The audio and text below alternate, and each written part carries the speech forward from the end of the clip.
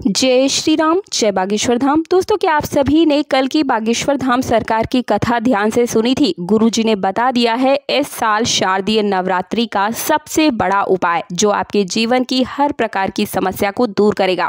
चाहे वो बीमारी हो, चाहे वो कर्ज हो, चाहे वो किसी भी प्रकार के पारिवारिक कष्ट हो या फिर धन की समस्या हो, नौकरी हो, व्यापार हो, हर समस्या का ये रामबाण उपाय गुरुजी ने बता दिया है। साल 2023 में माँ दुर्गा हाथी पर सवार होकर आ रही हैं, पृथ्वी लोक में पधारेंगी और ये बात शास्त्रों में भी वर्णित है और मान्यताओं के अनुसार भी अगर शारदीय नवरात्रि पर यदि माता दुर्गा आगमन करती है अपने वाहन सिंह पर ना बल्कि हाथी पर सवार होकर आती है तो मान्यता है कि माता दुर्गा का हाथी पर सवार होकर आना बहुत ही शुभ होता है और कल्याणकारी भी माना जाता है। जीवन सुखमय बना देता है, भक्ति का भरपूर लाभ भक्तजनों को मिलता है। दोस्तों, जैसा कि कई लोग बोल रहे हैं कि इस साल नवरात्रि 10 दिनों की होगी, तो बिल्कुल नहीं। इस साल भी शारदीय नवरात्रि 9 दिनों तक ही पूरे हर्षोल्लास के साथ मनाई जाएगी। मां शेरोवाली का विशेष रूप से पूजा आराधना इस साल किया जाएगा। शास्त्रीय नवरात्रि का महापर्व इस बार 2023 में 15 अक्टूबर दिन रविवार से शुरू होगा और 23 अक्टूबर यानी कि सोमवार के दिन इसकी समाप्ति होगी। ऐसे में शारदीय नवरात्रि पर माता दुर्गा की कृपा पाने के लिए कलश स्थापना का जो मुहूर्त है वो है 15 अक्टूबर को दिन में 11:44 से लेकर के दोपहर 12:30 तक कलश स्थापना का सबसे शुभ मुहूर्त होगा। अब कई सारे भक्तों के मन में ये प्रश्न उठता है कि नवरात्रि में क्या नहीं खाना चाहिए और कौन सा फल खाना आवश्यक है और क्या नहीं पीना चाहिए। तो दोस्तों, ध्यान से सुने। शास्त्रों के अनुसार ये बताया गया है कि व्रत चाहे किसी भी प्रकार का क्यों ना हो, उनसे जुड़े हर एक नियमों का पालन करना अति आवश्यक माना जाता है। जो मन के मुताबिक किया जाए वह संघर्ष नहीं कहलाता है। कहा जाता है कि मनोकामनाओं को पूर्ण करने के लिए थोड़ा सा संघर्ष तो करना ही पड़ता है, यानी कि तपस्या तो करनी ही पड़ती है। इसलिए ऐसी मान्यता है कि व्रत को पूर्ण विधि विधान से किया जाना चाहिए, ठीक है, तभी आपको व्रत का और उपायों का पूर्ण लाभ भी मिलता है। इसलिए हर शास्त्र में यही कहा गया है कि सच्चे दिल से अगर आपके मन में ईश्वर के प्रति श्रद्धा हो तो दिन क्या हो, रात क्या हो, पूजा पाठ सफल ही होती है। और अगर आपके मन में ईश्वर के प्रति शंका है तो उस मनुष्य को कई जन्मों तक सुखों की प्राप्ति नहीं होती है। भागवत गीता में भी भगवान श्री कृष्ण ने स्वयं कहा है कि जो मनुष्य सच्चे हृदय से ईश्वर को पुकारता है तो उसका नाता उसी समय उस शक्ति से जुड़ जाता है जिसे आपने सच्चे हृदय से पुकारा था। इसलिए भगवान भी कहते हैं कि सच्चे हृदय से ईश्वर को पुकारे तो वह आपकी हर मनोकामना को पूर्ण करते ही करते हैं। कई लोग ऐसे भी हैं जो भगवान के सामने घंटों पूजा पाठ करते हैं तथा रोते हैं, फिर भी भगवान उनकी कभी पुकार नहीं सुनते हैं। दरअसल जब आप सच्चे मन से ईश्वर को पुकारते ही नहीं है तो भला वो आपकी पुकार सुनेंगे कैसे। और ये बात भी बिल्कुल सत्य है कि ईश्वर और एक भक्त के बीच की बात इस दुनिया का कोई भी इंसान ना तो समझ सकता है ना ही सुन सकता है। इसलिए अपने ईश्वर पर सदा पूरे मन से विश्वास रखकर उपाय करें ताकि ईश्वर आपकी हर एक पुकार को सुन सके। तो दोस्तों, जैसा कि हम बात कर रहे थे कि व्रत के दिन में आपको क्या खाना है क्या नहीं खाना है, तो शास्त्रों में बताया गया है कि सबसे पहले तो आपको सेब नवरात्रि में जरूर ही खाना चाहिए। शास्त्रों में ऐसा भी कहा गया है कि भगवान के भोग में सेब आदि जरूर ही अर्पित किया जाता है। अगर आप व्रत करते हैं तो सेब तो जरूर ही खाएं और साथ ही माँ दुर्गा को भी अर्पित करें।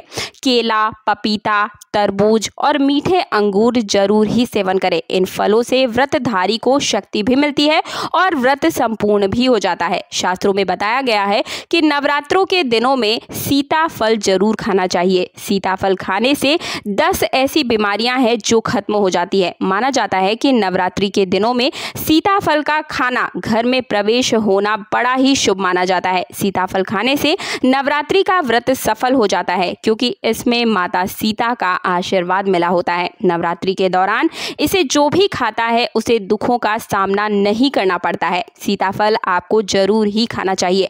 दोस्तों, नवरात्रा में व्रतधारी को डब्बा बंद लस्सी या फिर जूस बिल्कुल भी नहीं पीना चाहिए। उससे कई केमिकल मिले होते हैं उसके अंदर, जिसके कारण आपका व्रत टूट सकता है। तो जब भी आप फल खाएं तो ताज़ा फलों का जूस निकाल कर आप पी सकते हैं और उसमें नमक बिल्कुल भी ना डालें, इससे भी व्रत टूट जाता है।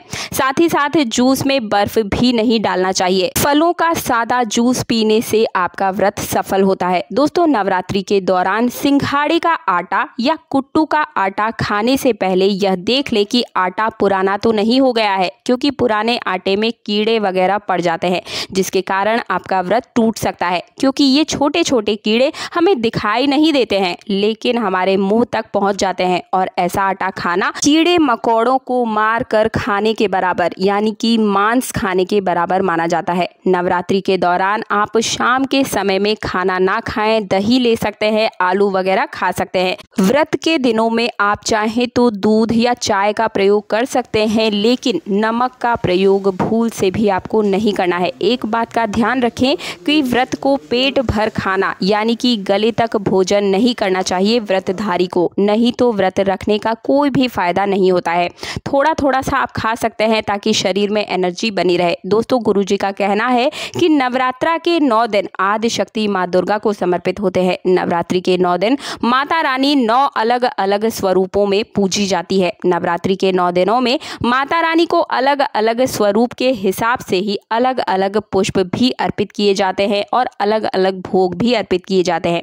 लेकिन क्या आप जानते हैं कि कुछ ऐसी वस्तुएं हैं नवरात्रि के दौरान जिन्हें भूल कर भी माता रानी को अर्पित नहीं करना चाहिए। अगर इन वस्तुओं को आप गलती से भी माता रानी को अर्पित कर देते हैं तो आपका व्रत और आपकी पूजा दोनों ही पूर्ण लाभ की प्राप्ति नहीं कर पाती है। इसलिए माता रानी की कृपा प्राप्त करने के लिए आपको यह जानना अति आवश्यक है कि वो कौन सी चीजें हैं, कौन सी वस्तुएं हैं जो माता रानी के पूजन में भूल कर भी इस्तेमाल नहीं करनी चाहिए। तो आइए जानते हैं कि क्या है वो चीजें, लेकिन एक बार कमेंट बॉक्स में माता रानी का जयकारा जरूर लगा दीजिए और चैनल पर पहली बार आए हैं तो चैनल को सब्सक्राइब कर दीजिए। नवरात्रि के 9 दिनों में आपको सफेद या फिर काले रंग के वस्त्र धारण कर माँ की पूजा नहीं करनी चाहिए और कभी भी सफेद रंग की चौकी का प्रयोग ना करें। लाल रंग की चौकी, और वो भी कपड़े की ही आपको बिछानी है। कागज का प्रयोग भूल से भी ना करें। अगली वस्तु है नारियल। भूल से भी महिलाओं को माता रानी के सामने या फिर अकेले में भी महिलाओं को तो कभी भी नारियल नहीं तोड़ना चाहिए